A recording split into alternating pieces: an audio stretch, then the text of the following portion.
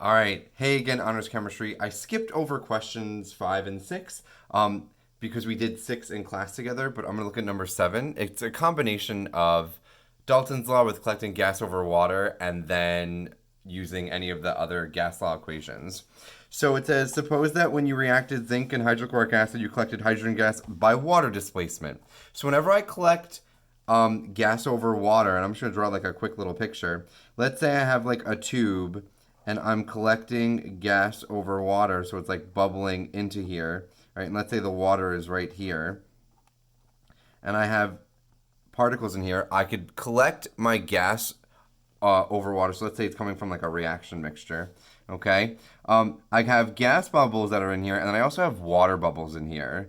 The sum of the pressures of the gases in here, so P of the gas and P of H2O is going to be equal to P total, which is the room pressure. And rearranged differently, P of the gas is equal to P total minus P of H2O. So I'm collecting this gas over water. If the pressure in the room was 735 millimeters of mercury, pressure in the room means P total.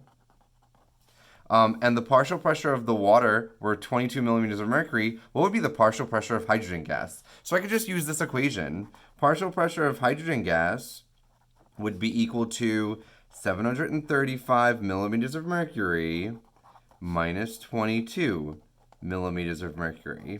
And if I do this subtraction quickly, I will get 713 millimeters of mercury. Okay?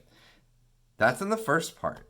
Then in the second part, it says, now if the volume of this pressure, if the volume at this pressure were 25 milliliters, so now I'm saying that this is 25 milliliters. So if I have this volume of 25 milliliters, the pressure is 713 millimeters of mercury.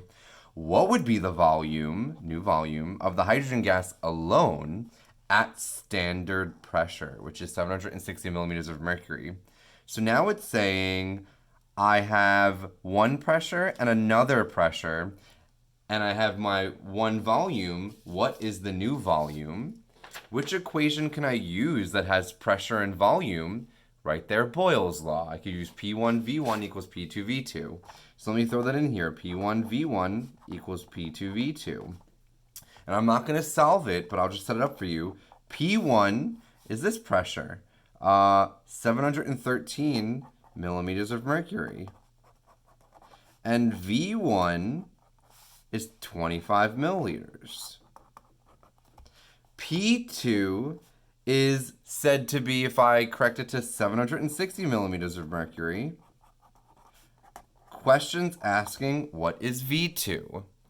I'm going to let you know that if you do this question correctly, you should try and do it on your own. If you solve this correctly, you should get a volume of 23.5 milliliters rounded.